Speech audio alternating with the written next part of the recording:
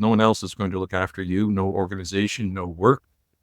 And you have to be your best advocate. And you've got to spend the time and take silent moments to think and really to reflect on who you are as a person and how you are as a vessel of well-being. And that's one of my biggest things. I try and share my experience to say, listen to your body, but you got to take the time, and that's hard.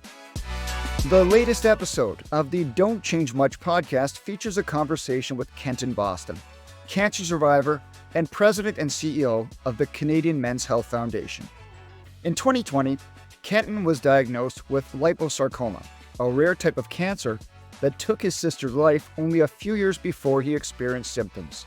As a former media executive, balancing health and career was high stress, high stakes, and unsustainable.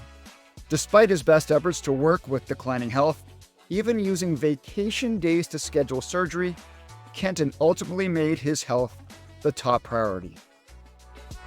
On a personal level then, Ken, why did this line of work appeal to you at this stage in your life? I spent many years of my life working in media. It was a high-stress environment. There was a lot of travel, a lot of remote meetings, working 24/7, 7 days a week for a number of years. You adapt as you do. You accept the stress as you do. I went into the fall of 2019 knowing that something wasn't right. I knew that it felt like jello being pushed through my rib cage on my left side.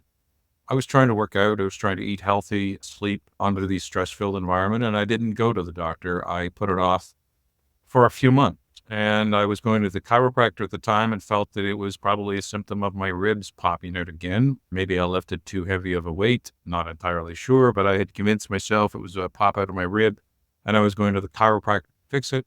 Never taking time to think about it. Going to the chiropractor, hopping in the car, driving to the airport, getting on a plane, sitting to Toronto or elsewhere, more meetings, more sitting, go to the gym early in the morning and carry on, mix and repeat. I carried on until finally my chiropractor suggested that I should really go see a doctor. I did. I went to see a physician. I had a ultrasound done, hopped on the airplane, and the next day had a urgent request that I needed to find a safe space in Toronto and get prepared for a meeting. And the doctor informed me that I had a large mass around my left kidney, and that I should seek help and get in touch with my family doctor immediately. The problem, of course, that happened literally as the world shut down with COVID. Where would you say mentally you were at that point? Full steam ahead on work. I will say there was a belief in the medical system, but maybe I'll take a little more responsibility on myself now for my own health, which is what I tell people all the time, that you need to be your best advocate. I was focused on work. That's how I coped. I had the great ability of not worrying about stress too much. It didn't really affect me. It did, but not to the point of what it does now, post everything. And so I think for me, it really was throwing yourself into work perhaps was a bit of a salvation. You knew what that was. You knew how to cope with that. This other thing that was coming along, maybe it's just how I chose subconsciously to focus because that's what I was comfortable with. If someone you knew now was going through something similar and they got a diagnosis they led to believe was right, what would your advice be? First and foremost, take the time to think about it. Don't brush it off. Make sure that you're comfortable with the decisions and the conversations you're having with the medical community, making sure that you're asking the questions and you understand your decisions and understand the risk of your decisions. It's easy to look back and say, what if this and what if that? And I think that's the most important part that people have to keep in their minds. We get one shot at this, and you want to make sure that wherever you land on the other side, that you can look yourself in the mirror and say you did what you could and you were focused on your own health journey and you owned it. You said you had to start from ground zero. So what did the recovery look like? What did you have to relearn for yourself? Well, because of the location, when they had to go in, they cut out, I lost my kidney. I had a number of different body parts and muscles, and when I came out the other end, I couldn't really walk, couldn't really lift my left leg, couldn't eat, and it was learning, why can't I eat? And there weren't necessarily parameters, eat this, don't eat that, and it became a real discovery, and still is, what I can and can't. It affects my body.